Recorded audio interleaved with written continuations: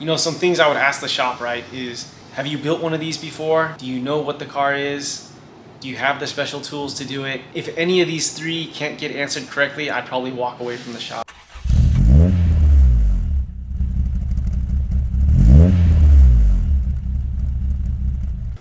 Two T50 rebuilds this month.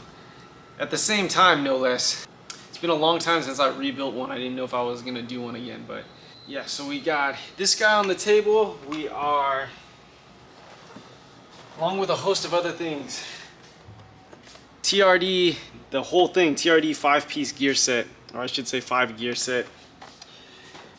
I got a lot of this stuff at WPC and Cryo Treat at CTP Cryogenics in SoCal.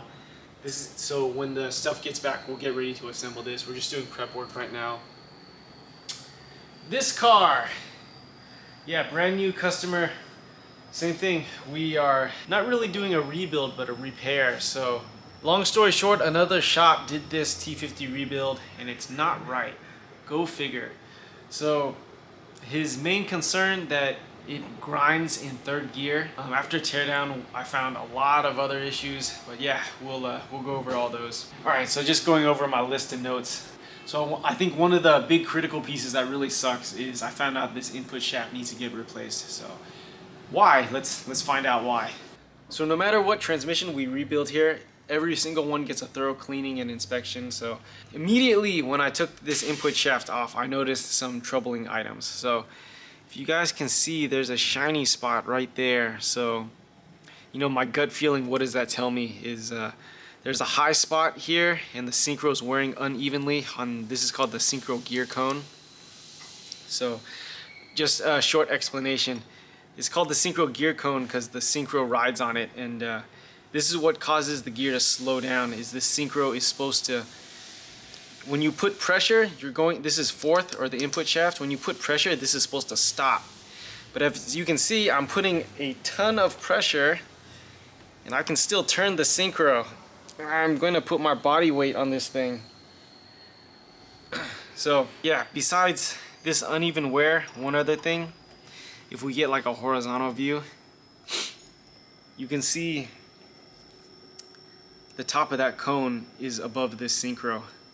You can see the height difference between these two guys, which is not good either. From experience, I know it's supposed to pretty much look like that, where the synchro is taller than the cone, typically.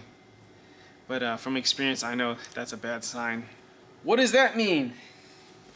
So our synchro gear cone is worn, and how do you tell? How do you know if your synchro gear cone is worn? So if your synchro has no braking action, that's one possibility, but your synchro could be worn too.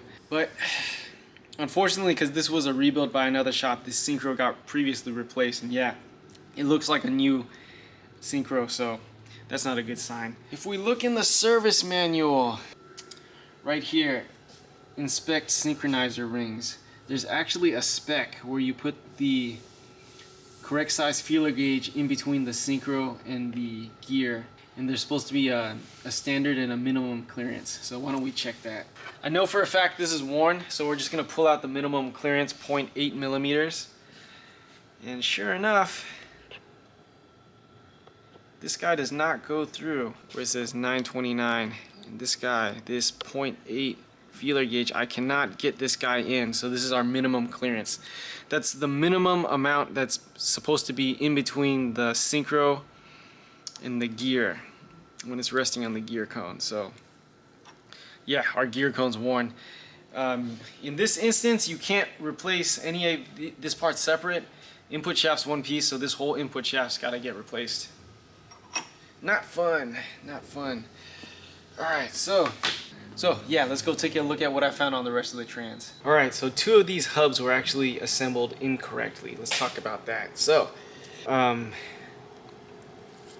this is the fifth and reversed shift sleeve and hub. This actually got assembled incorrectly, and I'll show you guys why. So if we look at this spring right here that retains these three keys, and we can see the opening of that spring's at the bottom. If we turn this guy over, you notice something wrong, this opening of this guy's at the bottom too. So when you install pretty much any spring in almost every single transmission since the dawn of time, the short story is these are actually supposed to be opposite. So one leg of each spring is actually supposed to share one key. So what does that mean? This spring, if it was this way, on the back side of this, the other spring should share this key, one leg, and then actually go the other way. So yeah, why is that a problem? Really common on T50s for the reverse and fifth. These legs actually will pop out. I've had one comeback before, and unfortunately this customer was not local, he was in SoCal. And I assembled this correctly, but because of whatever tolerance stack or just by bad luck, one of these legs actually popped out. And what that'll do is usually it's on the reverse gear side, and it'll actually prevent you, that leg will be like that and prevent you from going into reverse. So this is even more common if you put these legs incorrectly like this, both on the same way. I had one other T50 way back in the day, another shop built incorrectly, and same thing, they did this, same thing with the springs, and one of the legs popped out. So in that instance, actually just putting the springs the correct way and reassembling it correct, and that transmission was fine, but don't always get that lucky. That's fifth in reverse, 3/4. This should be my 3/4. Again, if we look at 3/4, my spring, the opening's at the bottom. If we flip this over, oh my goodness, the opening's at the bottom too. This guy's assembled incorrectly. Not only is this assembled incorrectly with the springs, but actually the hub was pressed on the wrong way. How do I know this? Just by experience, I know 3/4 hub, the skinny side faces towards fourth gear. So if we imagine this is fourth, it would face this way, but what do we notice? The sleeve is actually needs to go the other way. This rounded side needs to face the front. So yeah, when I got this, the center hub was actually pressed on this way, which is incorrect. This guy actually needs to get flipped over, pressed on the other way.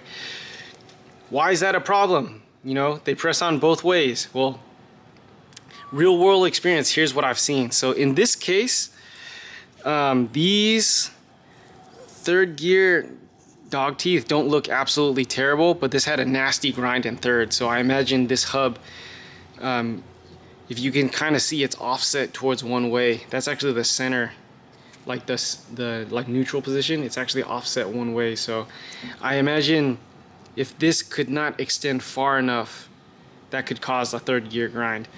I've had one more transmission in the past where this was pressed on the wrong way, but the sleeve was installed opposite, just like this. This guy kept on breaking the teeth on the input shaft, and yeah, breaking the teeth on the input shaft, because that's how it goes, fourth gear.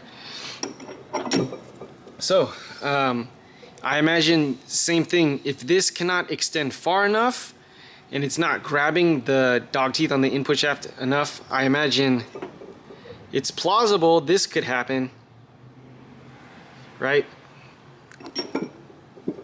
And again, that was another one where flipping this the right way, never ever had problems with the input shaft ever again. So let's see. Oh, here's an interesting one. Second gear. What the hell is this? I've never seen this bearing in my life with this plastic cage. What the hell is this? How did this get in here? So we're actually gonna just throw this away.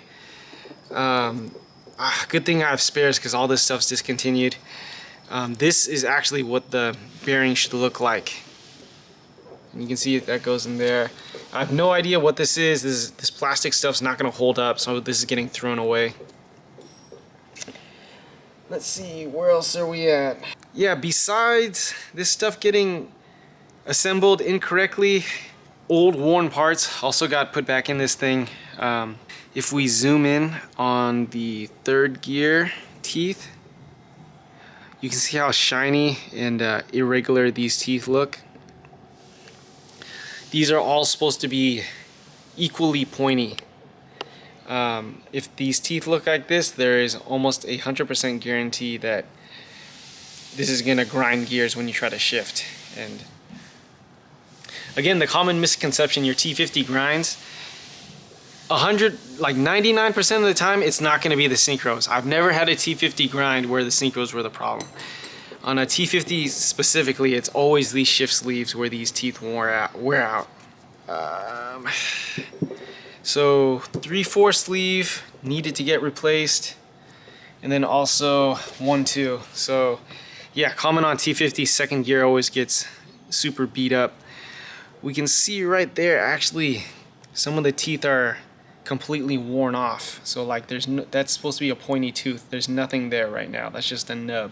Yeah, same thing right there. You can see some gear clashing. That guy's completely broken off. Cool. And yeah, this is the second gear side. So a few words on what to look for in a shop that says they can rebuild your transmission. And I think this is especially apparent with like a vintage transmission like a T50, right? You know, some things I would ask the shop, right, is have you built one of these before? Do you know what the car is? Do you have the special tools to do it? If any of these three can't get answered correctly, I'd probably walk away from the shop. I've had too many customers with bad experiences, you know, a shop that I feel like essentially wanted to just take their money and either did a poor or an incomplete rebuild or incorrect, like in this case, and they've had to open up the trans again. I mean, how many of these rebuilds have I had to fix from other shops now? And you know, poor customer gotta spend double the time and double the money. Another instance where it's important that the shop is familiar with the trans, they probably have spares for you. A lot of parts for this don't exist. You cannot buy a lot of this stuff brand new.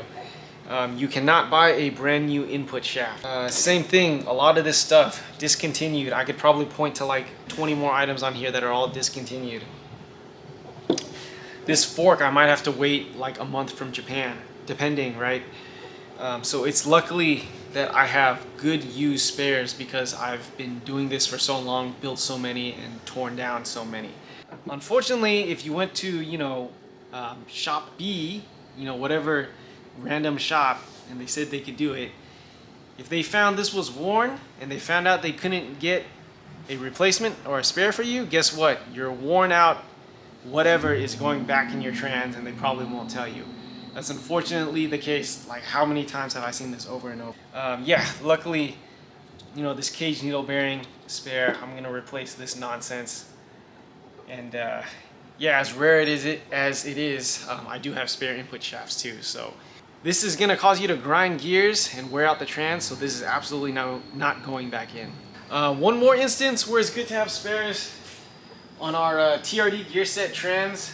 For some reason, if we look closely at this thing, this is the 3/4 hub. It's tough to see, but right there, you can see it's like indented. And then same thing, one more spot. And it was easier to see with the sleeve on here, but one of these is actually dented down this way.